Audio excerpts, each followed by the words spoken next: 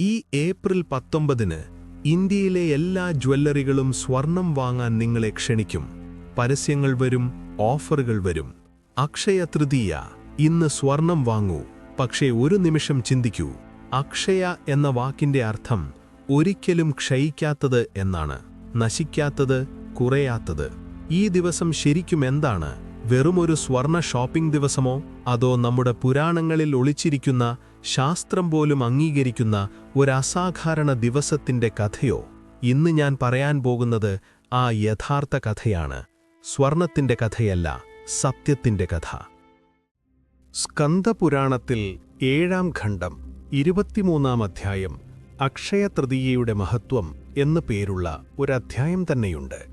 അതിൽ വ്യക്തമായി പറയുന്നു, ഈ ദിവസം ചെയ്യുന്ന ഏതൊരു സൽക്കർമ്മവും അക്ഷയമാണ്. ജപം, ഹോമം, പിതൃതർപ്പണം, ദാനം എന്തു ചെയ്താലും ഫലം ഒരിക്കലും കുറയുന്നില്ല. മത്സ്യപുരാണവും ഭവിഷ്യപുരാണവും ഇതേ കാര്യം ആവർത്തിക്കുന്നു. ശ്രദ്ധിച്ചോ, പുരാണങ്ങൾ പറഞ്ഞത് ഇന്ന് സ്വർണം വാങ്ങൂ എന്നല്ല, ഇന്ന് ദാനം ചെയ്യൂ എന്നാണ്. കൊടുക്കുന്നതാണ് അക്ഷയമാകുന്നത്, വാങ്ങുന്നതല്ല. എന്നാൽ ഈ ദിവസത്തിന് ഇത്ര ശക്തി എവിടെ നിന്നു വന്നു? ഇവിടെയാണ് ശരിക്കും അത്ഭുതം. അക്ഷയ തൃതീയ ദിവസം ജ്യോതിശാസ്ത്രപരമായി അസാധാരണമാണ്. സൂര്യൻ മേടം രാശിയിൽ, അതിന്റെ ഉച്ചസ്ഥാനത്ത്, ഏറ്റവും ശക്തിയിൽ. അതേസമയം ചന്ദ്രൻ ഇടവം രാശിയിൽ, അതിന്റെയും ഉച്ചസ്ഥാനത്ത്, ഏറ്റവും തേജസ്സിൽ. സൂര്യനും ചന്ദ്രനും ഒരേ സമയം ഉച്ചസ്ഥാനത്ത്. ഇത് വർഷത്തിൽ അപൂർവമായൊരു സംഗമമാണ്. അതുകൊണ്ടാണ് ഇതിനെ സ്വയം സിദ്ധമുഹൂർത്തം എന്ന് വിളിക്കുന്നത്. പഞ്ചാംഗം നോക്കേണ്ട ആവശ്യമേയില്ല, ദിവസം മുഴുവൻ ശുഭമാണ്. രോഹിണി നക്ഷത്രവും ഈ ദിവസവുമായി ചേരുമ്പോൾ കാർഷിക ചക്രത്തിന്റെ ആരംഭമാണ്. മണ്ണും ആകാശവും ഒരുമിച്ച് ശുഭത്തിന്റെ അടയാളം കാണിക്കുന്ന ദിവസം. നമ്മുടെ ഋഷിമാർ ഈ വാനശാസ്ത്ര സത്യം ആയിരക്കണക്കിന് വർഷം മുമ്പേ അറിഞ്ഞിരുന്നു. ഭവിഷ്യപുരാണം പറയുന്നു, സത്യയുഗം അവസാനിച്ച് ത്രേതായുഗം ആരംഭിച്ചത് ഈ ദിവസമാണ്. ത്രേതായുഗം, ശ്രീരാമന്റെ യുഗം. 12,96,000 വർഷം നീണ്ട ഒരു യുഗചക്രത്തിന്റെ ആരംഭം. ഒരു യുഗം പിറക്കുന്ന ദിവസത്തിന്റെ ഊർജം സങ്കൽപ്പിക്കാമോ? അതേ ദിവസം ഭവിഷ്യപുരാണമനുസരിച്ച് രേണുകാദേവി ഒരു കുഞ്ഞിന് ജന്മം നൽകി. ജമദഗ്നി മഹർഷിയുടെ പുത്രൻ, ഭൃഗുവംശത്തിന്റെ അഭിമാനം, വിഷ്ണുവിന്റെ 6-ാം അവതാരം പരശുരാമൻ. അതെ, കേരളം സൃഷ്ടിച്ച ദൈവം ജനിച്ചത് ഈ ദിവസമാണ്. ഓരോ അക്ഷയതൃതീയയും പരശുരാമ ജയന്തി കൂടിയാണ്. ഈ വർഷം 2026 ഏപ്രിൽ 19 രണ്ടും ഒന്നിച്ചു വരുന്നു. ഈ ബന്ധം നമ്മൾ മലയാളികൾക്ക് പ്രത്യേകമാണ്.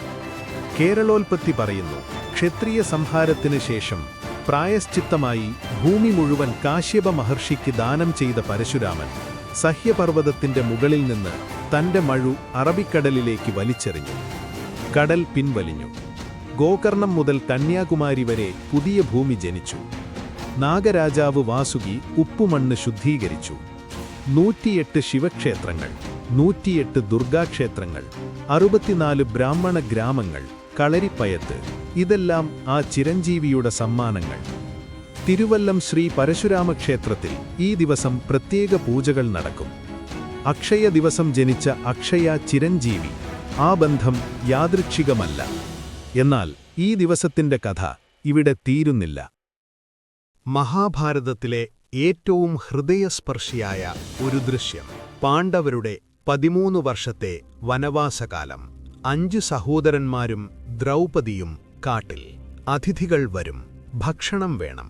ധർമ്മപുത്രൻ സൂര്യദേവനോട് പ്രാർത്ഥിച്ചു. സൂര്യൻ ഒരു പാത്രം നൽകി, അക്ഷയപാത്രം.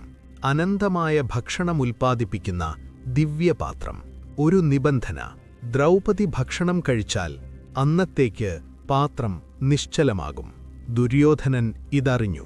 ദ്രൗപദി ഭക്ഷണം കഴിച്ച ശേഷം ദുർവാസാവു മഹർഷിയെ ആയിരക്കണക്കിന് ശിഷ്യരോടൊപ്പം അയച്ചു. ഭക്ഷണമില്ലെങ്കിൽ ശാപം. ദ്രൗപദി നിസ്സഹായയായി കൃഷ്ണനോട് പ്രാർത്ഥിച്ചു. കൃഷ്ണൻ വന്നു. പാത്രത്തിന്റെ വശത്തൊട്ടിയ ഒരു തരി ചോറും ഒരു കഷണം ഇലയുമെടുത്ത് കഴിച്ചു. ഞാൻ തൃപ്തനായി എന്നു പറഞ്ഞു. ആ നിമിഷം ദുർവാസാവും ശിഷ്യരും ആമാശയം നിറഞ്ഞ് ഓടിമറഞ്ഞു. പ്രപഞ്ചം നിറയ്ക്കുന്ന ഈശ്വരൻ തൃപ്തനായാൽ പ്രപഞ്ചം മുഴുവൻ തൃപ്തമാകും. ഇനി കേരളത്തിന്റെ ഹൃദയത്തോടേറ്റവും ചേർന്ന ഒരു കഥ. കുചേല, സന്ദീപനി ഗുരുകുലത്തിൽ കൃഷ്ണന്റെ ബാല്യകാല സുഹൃത്ത്. ദരിദ്രനായ ഒരു ബ്രാഹ്മണൻ. മക്കൾക്ക് ഭക്ഷണം കൊടുക്കാൻ പോലും പ്രയാസം. ഭാര്യ പറഞ്ഞു, ദ്വാരകയിൽ കൃഷ്ണനെ കാണൂ. കയ്യിൽ ഒരു സമ്മാനം, ഒരു ചെറിയ പൊതിയിൽ കുറച്ചവൽ. ദ്വാരകയുടെ കൊട്ടാര കവാടത്തിൽ ആ പാവം ബ്രാഹ്മണൻ നിന്നു.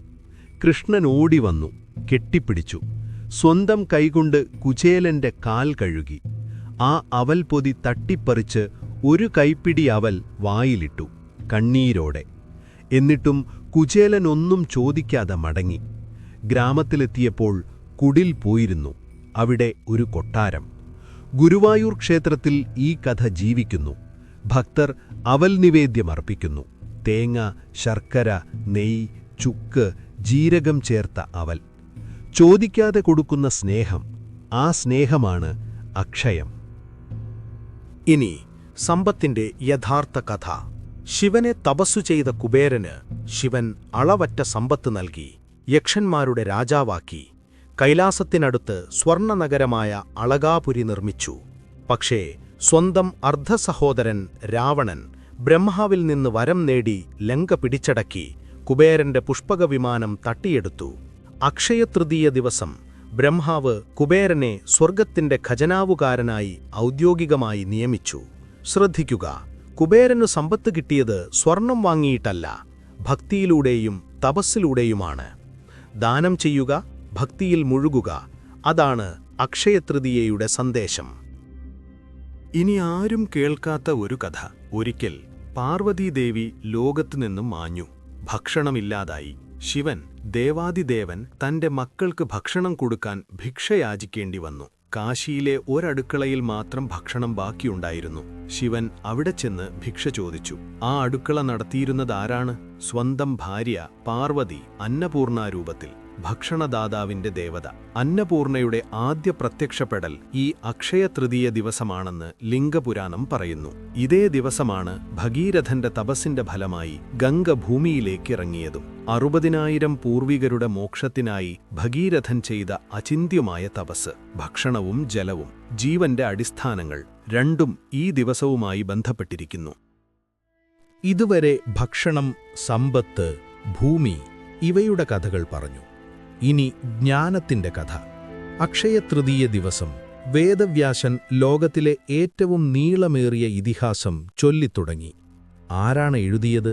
സാക്ഷാൽ ഗണപതി. ഗണപതി ഒരു നിബന്ധന വെച്ചു, നിർത്താതെ ചൊല്ലണം. വ്യാസൻ തിരിച്ചു പറഞ്ഞു, ഓരോ ശ്ലോകവും മനസ്സിലാക്കിയിട്ട് മാത്രം എഴുതിയാൽ മതി.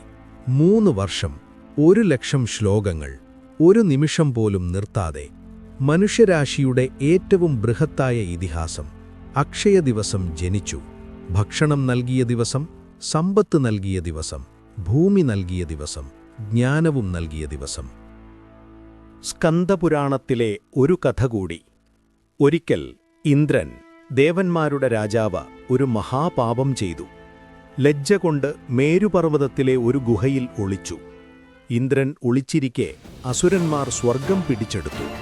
ബൃഹസ്പതി ദേവഗുരു ഇന്ദ്രനോട് പറഞ്ഞു, അക്ഷയതൃതീയ ദിവസം സൂര്യോദയത്തിൽ സ്നാനം ചെയ്ത് ദാനവും ജപവും ചെയ്യൂ, എല്ലാ പാപങ്ങളും കഴുകിക്കളയാം. ഇന്ദ്രൻ അത് ചെയ്തു. ദിവ്യശക്തി തിരിച്ചുകിട്ടി. അസുരന്മാരെ പരാജയപ്പെടുത്തി. സ്വർഗം വീണ്ടെടുത്തു. ദേവന്മാരുടെ രാജാവിനെപ്പോലും രക്ഷിക്കാൻ കഴിയുന്ന ദിവസം. അത്രയും ശക്തമാണ് അക്ഷയതൃതീയ. ഹൈന്ദവ പാരമ്പര്യം മാത്രമല്ല, ജൈനധർമ്മത്തിലും ഈ ദിവസം പവിത്രമാണ്. ആദ്യ തീർത്ഥങ്കരനായ ഋഷഭദേവൻ, ആദിനാഥൻ, സന്യാസം സ്വീകരിച്ച ശേഷം 400 ദിവസം ഒരു നേരം പോലും ഭക്ഷണം കഴിച്ചില്ല. കാരണം ജൈന സന്യാസ നിയമമനുസരിച്ച് ശരിയായ രീതിയിൽ ആരും ഭക്ഷണം നൽകിയില്ല. ഒടുവിൽ ഹസ്തിനാപുരത്തിലെ ശ്രേയാംസ രാജാവ് ശരിയായ രീതി മനസ്സിലാക്കി കൈക്കുമ്പിളിൽ കരിമ്പുനീരൊഴിച്ചു നൽകി. ഈ ദിവസമാണ് അക്ഷയതൃതീയ. ഇന്നും ശ്വേതാംബര ജൈനർ ശ്വേതതപ എന്ന വ്രതം അനുഷ്ഠിക്കുന്നു. 400 ദിവസം ഒന്നിടരിട്ട ദിവസങ്ങളിൽ മാത്രം ഭക്ഷണം. അക്ഷയതൃതീയയിൽ കരിമ്പുനീരിൽ വ്രതം മുറിക്കുന്നു. ഇന്ന് ഈ ദിവസം ഇന്ത്യയിലുടനീളം ജീവിക്കുന്നു. ഏപ്രിൽ 19-ന് ഗംഗോത്രിയും യമുനോത്രിയും ക്ഷേത്രങ്ങളുടെ വാതിലുകൾ തുറക്കും. ഹിമാലയത്തിലെ ചാർധാം യാത്ര ആരംഭിക്കുന്നു. പുരിയിലെ ജഗന്നാഥ ക്ഷേത്രത്തിൽ 42 ദിവസം നീളുന്ന ചന്ദനയാത്ര ആരംഭിക്കുന്നത് അക്ഷയതൃതീയയിലാണ്. ജഗന്നാഥ പ്രതിമകളെ ചന്ദനം പൂശി നരേന്ദ്ര തീർത്ഥ തടാകത്തിൽ അലങ്കരിച്ച വള്ളങ്ങളിൽ ഉല്ലാസയാത്ര നടത്തും. ഒഡീഷയിലെ കർഷകർ ഈ ദിവസം കാളകളെയും നിലമുഴുന്ന ഉപകരണങ്ങളെയും പൂജിക്കുന്നു. കാർഷിക പുതുവർഷമാണ് ഇത്. രാജസ്ഥാനിൽ അഖാ തീജ് എന്ന പേരിൽ ആയിരക്കണക്കിന് വിവാഹങ്ങൾ നടക്കുന്നു. മുഹൂർത്തം നോക്കേണ്ടാത്ത ദിവസം. ഓരോ പ്രദേശവും ഈ ദിവസത്തെ അവരുടേതായ രീതിയിൽ ആഘോഷിക്കുന്നു. പക്ഷേ കാതലായ സന്ദേശം ഒന്നുതന്നെ: കൊടുക്കുക, ധർമ്മമാചരിക്കുക. ഇനി ചുരുക്കി പറയാം. ഒരു ദിവസം, ഒരേ ഒരു ദിവസത്തിൽ ത്രേതായുഗം ജനിച്ചു, പരശുരാമൻ ജനിച്ചു, കേരളം സൃഷ്ടിക്കപ്പെട്ടു, ദ്രൗപദിക്ക് ഒരിക്കലും കാലിയാകാത്ത ഭക്ഷണം കിട്ടി, കുചേലന്റെ ദാരിദ്ര്യം എന്നേക്കുമായി ഇല്ലാതായി, കുബേരൻ ദേവന്മാരുടെ ഖജനാവുകാരനായി, അന്നപൂർണ ഭക്ഷണദാതാവായി പ്രത്യക്ഷപ്പെട്ടു, ഗംഗ ഭൂമിയിലേക്കൊഴുകി, മഹാഭാരതം എഴുതപ്പെടാൻ തുടങ്ങി, ഇന്ദ്രൻ സ്വർഗം വീണ്ടെടുത്തു, ഋഷഭദേവൻ ഉപവാസം മുറിച്ചു. ഇതിലേതെങ്കിലുമൊന്നിൽ സ്വർണം വാങ്ങലുണ്ടോ? ഇല്ല, ഒന്നിലുമില്ല. അക്ഷയതൃതീയയുടെ ഓരോ പുരാണകഥയും പറയുന്നത് ദാനത്തെക്കുറിച്ചാണ്, ഭക്തിയെക്കുറിച്ചാണ്, ത്യാഗത്തെക്കുറിച്ചാണ്, ജ്ഞാനത്തെക്കുറിച്ചാണ്. സ്വർണം വാങ്ങൽ ആധുനിക മാർക്കറ്റിംഗാണ്, പുരാണ സത്യമല്ല. ഈ ഏപ്രിൽ 19-ന് ജ്വല്ലറിയിലേക്ക് പോകുന്നതിന് മുമ്പ് ഒരു കാര്യം ഓർക്കുക: ഈ ദിവസം അക്ഷയമാകുന്നത് ദാനത്തിലൂടെയാണ്. അന്നദാനം ചെയ്യൂ, വസ്ത്രദാനം ചെയ്യൂ, ആർക്കെങ്കിലും ഒരു പുസ്തകം കൊടുക്കൂ, സ്നേഹം കൊടുക്കൂ.